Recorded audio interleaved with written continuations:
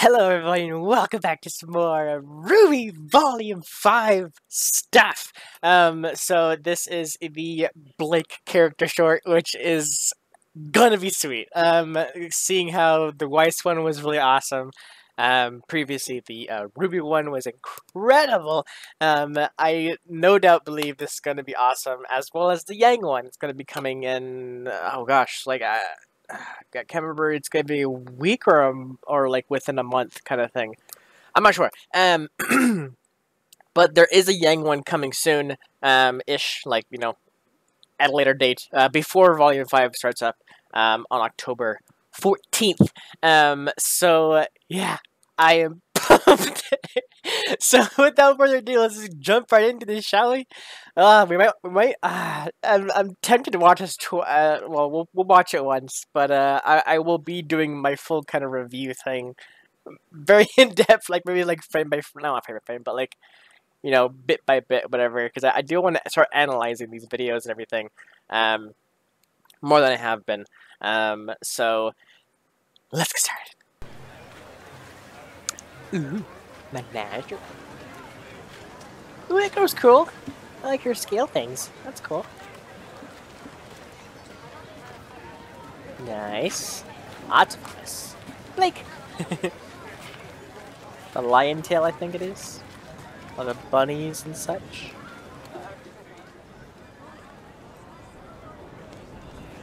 Can I ask you something? Sure. Why'd you join the White Fang? Same reason as you. But But why fight when I pass for human?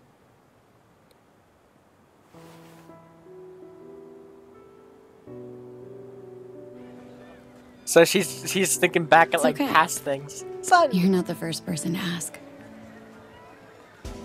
I know I look just like any other human girl.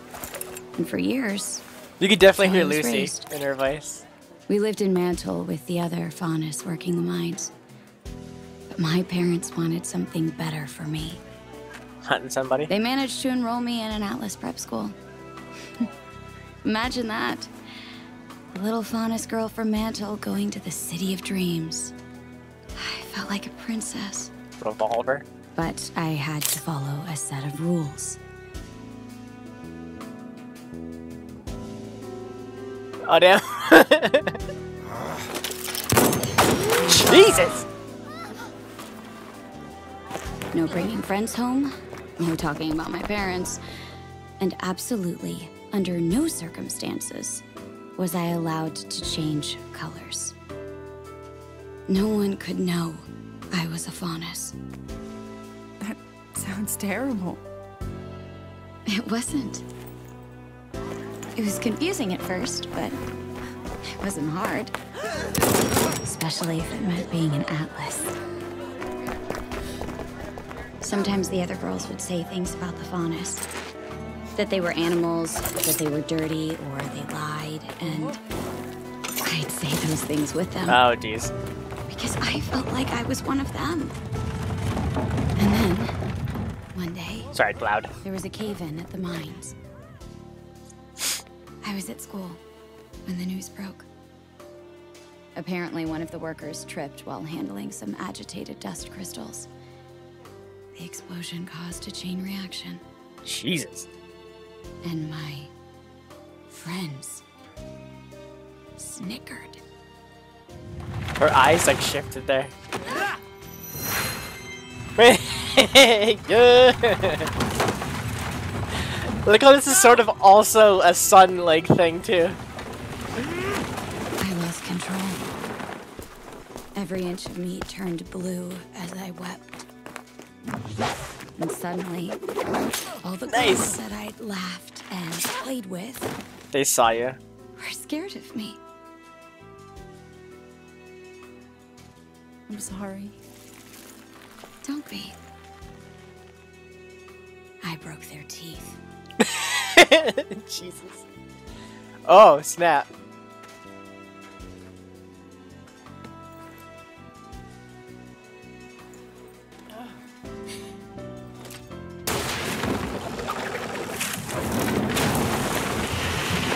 all of a sudden she's just there, like right between them, and gone just as soon as she was there. What happened? He got away. She's covering for her. Sorry. Kinda, in a way. Not telling him that she was there. Yeah.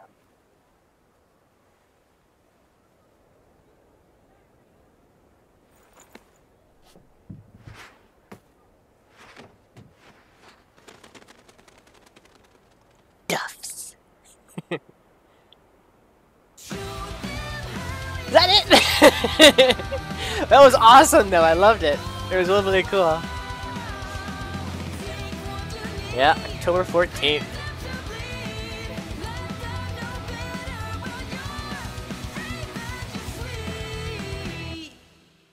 It's a cool song. Like, very, very fun. That was awesome. Learned way more about Ilia. Which is really cool. Saw some basically Blake hunting down members of the White Fang kind of thing, is what I'm assuming that guy was. It wasn't really confirmed, really, other than Ilia being there to stop her,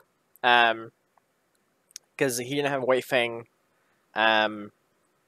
like mask or anything like that. He just was in the streets kind of thing, and then before Blake could take him away or whatever, talk with them, Ilia was there to stop her, and then, you know, skedaddle like immediately. So I'm assuming the guy she was chasing was White Fang. I think that was the it might have been the picture that Sun was talking about when he was saying there was somebody in the on the island with a mask. I'm wondering if that was potentially the same guy, or maybe just a ranking member in the White Fang that is part of Blake's plan to retake the White Fang, reclaim it kind of thing, back to its former glory kind of thing. So yeah, it's gonna be interesting to see how her story goes and everything. Because at this point, we're not telling one story anymore. We're telling Blake's story and her tale with the White Fang. Ranger's story as they go find the people responsible for the fall of Beacon.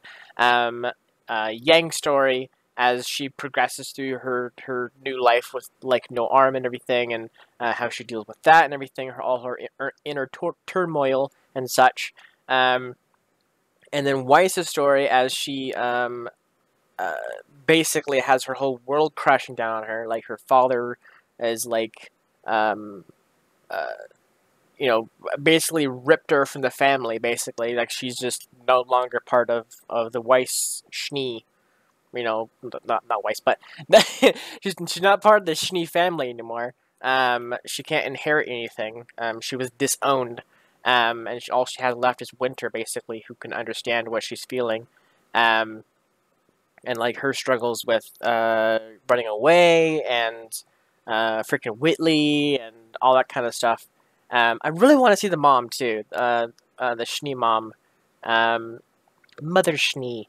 I do really want to see her. We only seen her in a picture, but not sure.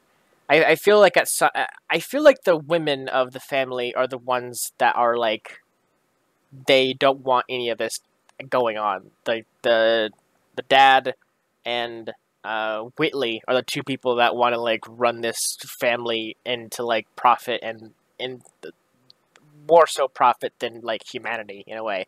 But the girls want to do it just for like humanity kind of thing. So there's two different sides of the family kind of thing. I'm thinking that's what the mom might, because like they were saying how the mom was in the garden drinking, right? Like, and if she's in the garden drinking at the daytime, that means she's there just depressed as all hell. So if that's the case, that means she doesn't like her life kind of thing. So she doesn't like the life as a Schnee at this moment. And seeing how Jacques kind of married into the family and then took it over immediately. Well, maybe not immediately, but like he took it over. It seems like it wasn't her plan to do any of this with the family, and she's kind of like hearing all these stories about the Schnee company and like what they're doing, and probably hearing insight with Jacques and everything and what he's doing, and she's just probably regretting it because she knows maybe like her dads and grandpas and whatever in the Schnee family have done so great with the company, and then here in comes Jacques with like all these kind of master plans and all this kind of stuff, and like very non-human acts kind of thing, like slavery and backroom deals and that kind of thing, like really like shady kind of stuff to get profit in. So maybe that's why she's turned to drinking, because she just kind of like she's in a way given up. But both Winter and Weiss are kind of now in the whole realization that they can actually do something about it, probably. So I mean, Weiss has said in the past she's not blind to it, and we know that. Growing up, she's probably seen a lot of crap from her dad. Same as Winter as well. So I'm sure at this point, Winter's still kind of in the back, like, in the back of her mind is still like, need to deal with this kind of thing, but like she can't do anything about it. Seeing how, in a way, she's in the Atlas Guard kind of thing, the Atlas Knights or whatever we call them, the military, and she can't really like do anything about it yet, anyways. But it's gonna be freaking sweet if Weiss and Winter both team up to take Papa Schnee down. But yeah, all in all, I love how there's all the girls are having their kind of their main story arcs kind of thing. Yang is the only one that really doesn't have like a plot, right? Like she doesn't have like a goal to achieve. She's just like struggling with her new reality. I guess like her arc could be like Raven, right? Like there's like meeting Raven or finding out why Raven left her kind of thing. I guess that could be her arc. But at the point right now, she's kind of put that on the sidelines once again, to go help out and save and interact, whatever, and meet up with Ruby again. So it's gonna be freaking sweet to see what happens in Volume 5. What the plot takes us. I'm assuming Blake is going to go after the White Fang. Ranger is going to continue trying to stop the... or I guess at this point they don't know that it's...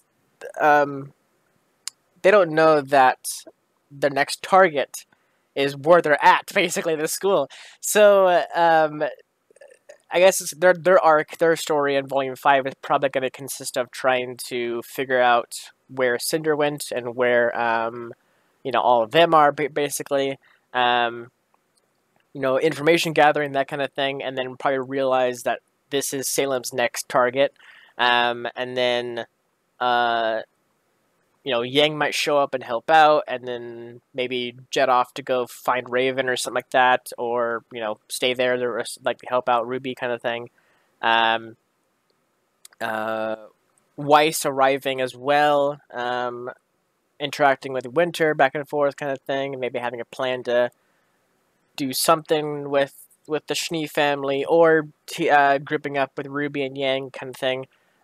So I don't know. There's a lot that can happen. Definitely, a lot can happen.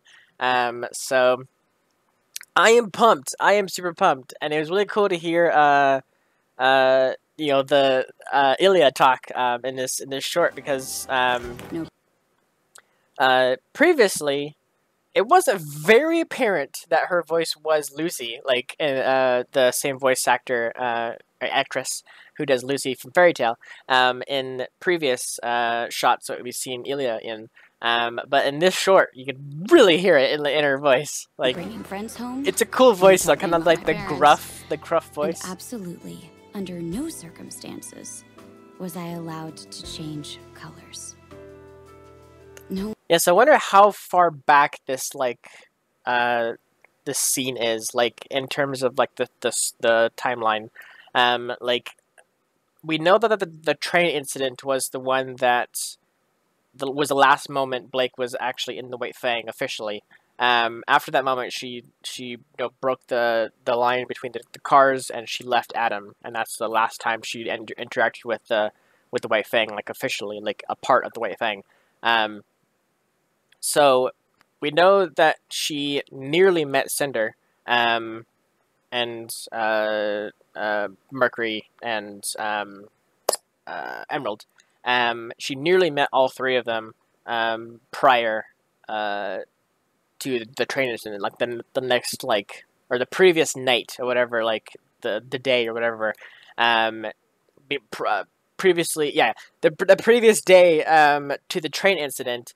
That was when Cinder tried to talk with Adam, and then Adam like denied her basically, and then the next day kind of thing, train incident happens, and then she's gone kind of thing. So she nearly met Cinder and the gang and everything. But this, I mean, she looks very similar, so it's got to be within like a year, like the same year, like the final year maybe of the White Fang, of her interaction with the White Fang. I wouldn't assume like any more than that. But who knows? I don't know. It was a cool trailer. I highly enjoyed it. It was really cool. I want to see her eyes change again. No one could know I was a faunus. I want to see the bit where her eyes change. Her eyes like hardcore. Yeah, right there. Her eyes hardcore shifted like blue. Caused a chain reaction. If you look at her eyes. And my friends snickered. That's so cool. She's such a cool trait. Like I love like the chameleon side of it. Like she can just change her whole body and her eyes and all this kind of stuff.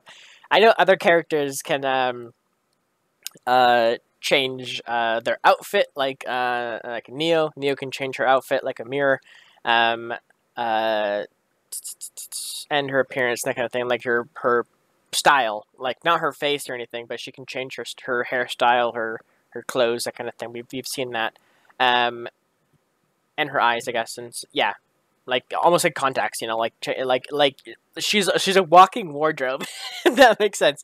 Then we have characters like Ilia, who can change her skin color, her eyes, that kind of thing. Then we have oh god, what's his name? Shoot, why did I forget his name? Why is his butler? He can change his eye color during his personality shifts. Which is awesome with the 7 dwarves and everything like that. Oh gosh, who else does like shape-shifting kind of, not shape-shifting, but like changing forms sort of traits?